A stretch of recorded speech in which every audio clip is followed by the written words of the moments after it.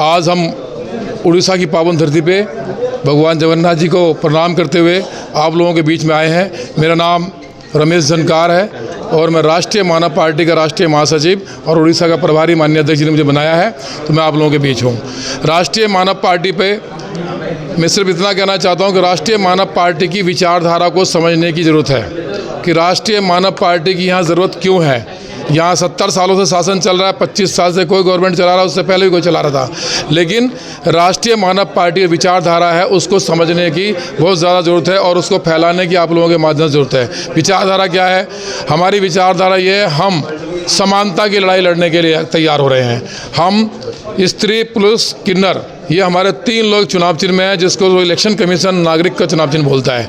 हमारे चुनाव चिन्ह के माध्यम से ये फाइनल होता है कि हम केवल सभी लोगों को समानता में गिनेंगे। हम जातिवाद की कोई लड़ाई लड़ने नहीं आए हैं, हम जातिवाद को ख़त्म करने आए हैं। हम मंदिर मस्जिद धर्म की कोई लड़ाई नहीं लड़ने आए हैं, हम उसको ख़त्म करने आए हैं। हम केवल मानवता को बढ़ावा देने आए हैं, भाईचारा बढ़ाने आए हैं, हर आदमी को रोज़गार देने आए हैं, हर महिला को सुरक्षा देने आए हैं, हर बच्चे को एजुकेशन देने आए हैं, हर गाँव के अंदर अस्पताल बनाने के लिए आए हैं। जो आपके यहाँ पे मैंने अभी सर्वे किया है, देखा है कि जो रोड टूटे पड़े हैं, गलियाँ टूटी पड़ी हैं, बच्चों के स्कूल ढंग के नहीं हैं, वो सारे हम ठीक करने के लिए यहाँ पे आए हैं।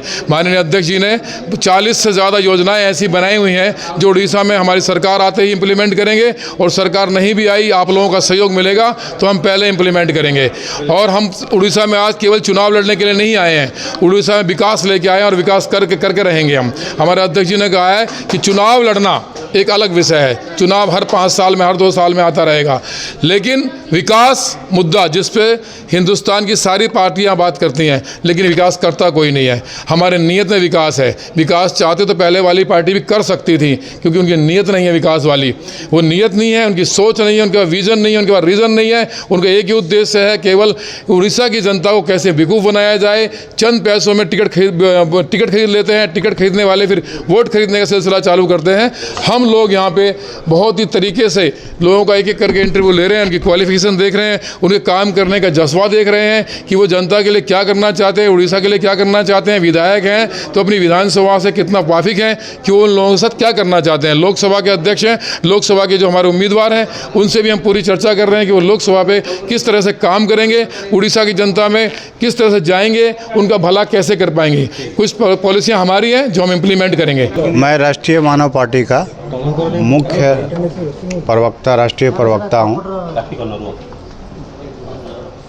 पहले तो बाबा जगन्नाथ को मैं प्रणाम करता हूँ इस धरती से, अपनी पार्टी की तरफ से। सर क्या बोलना चाहेंगे?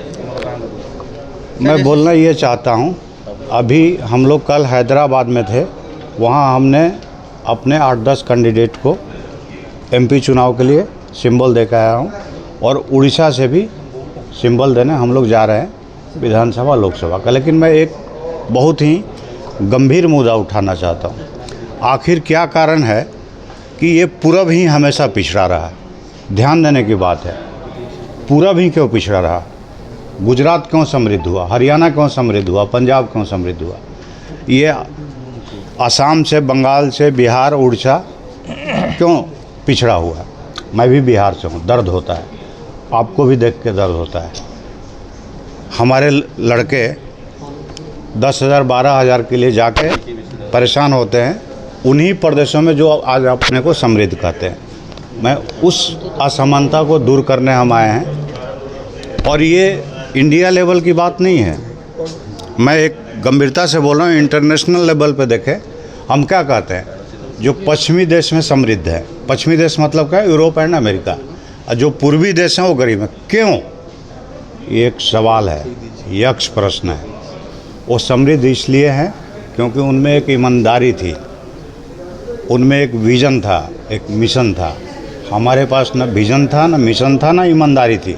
हमने बेईमानी की, अपने लोगों से की, अपने विचारों से की, बोला कुछ किया कुछ।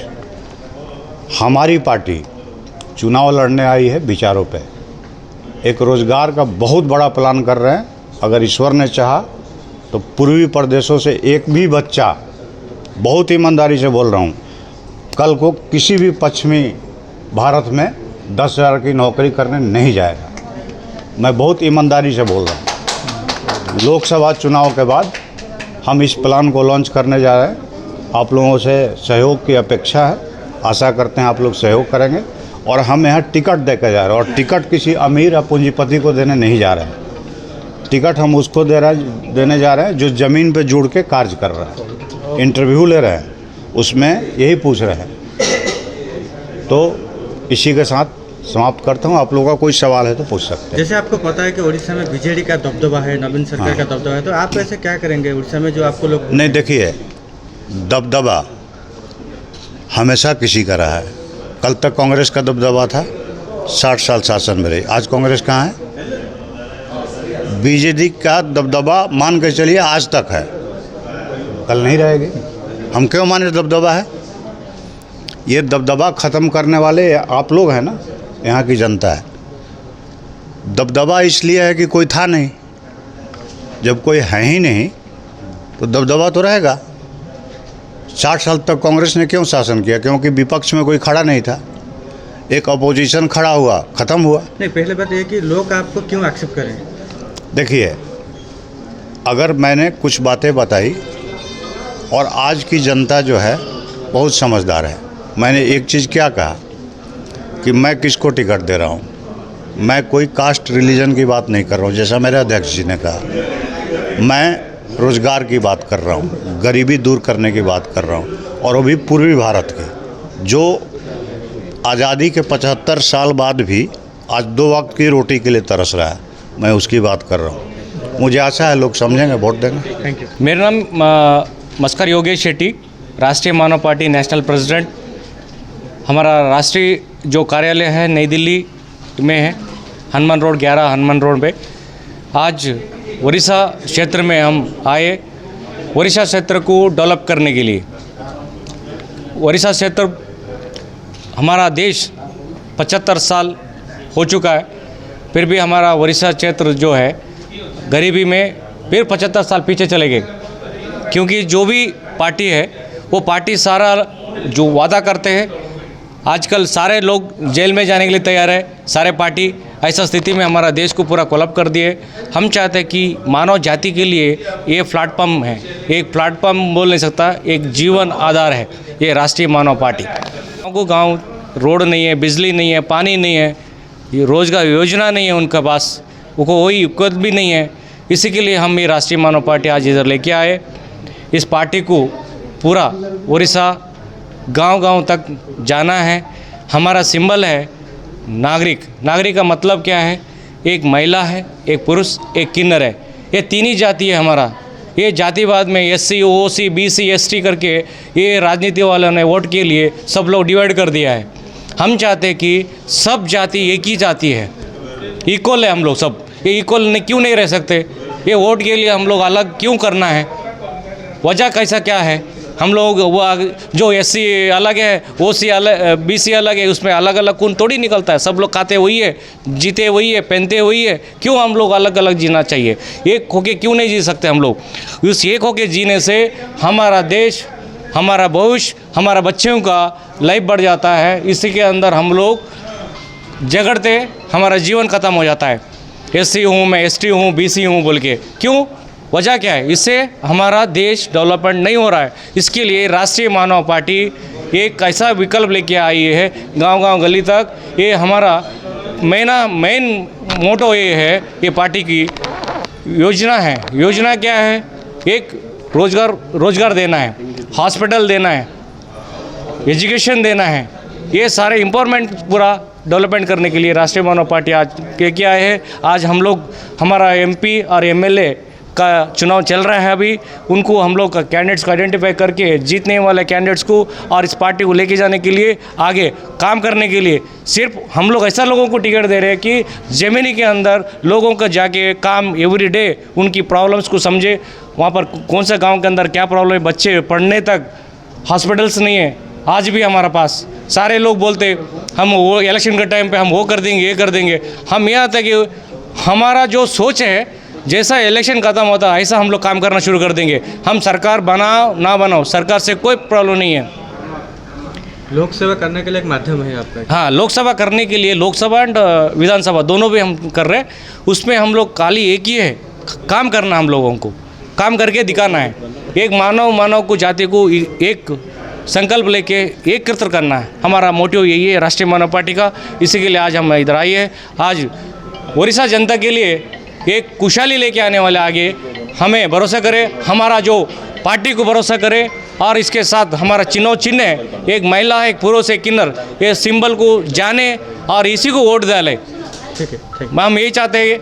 जय हिंद, जय भारत। देखिए, राष्ट्रीय मानव पार्टी का मुख्य उद्देश्य क्या है, जो आगे आने वाला कल ये लोकसभा इलेक्शन ख़त्म होते हैं, मैं एक ऐसा योजना है, वो योजना लॉन्च करने जा रहा हूँ। किसी गवर्नमेंट से नहीं है, एक पार्टी लॉन्च करने जा रही पार्टी, ये राष्ट्रीय मानव पार्टी की योजना है। उस योजना से किसी को कर्जा लेने की ज़रूरत नहीं है, पूरा कर्ज माफ़ हो जाएगा। जो किसान लोगों का ना, उनका कर्जा जीवन में कभी लेने की ज़रूरत नहीं है। किसानों को पूरी सपोर्ट हमारा पार्टी करेगी।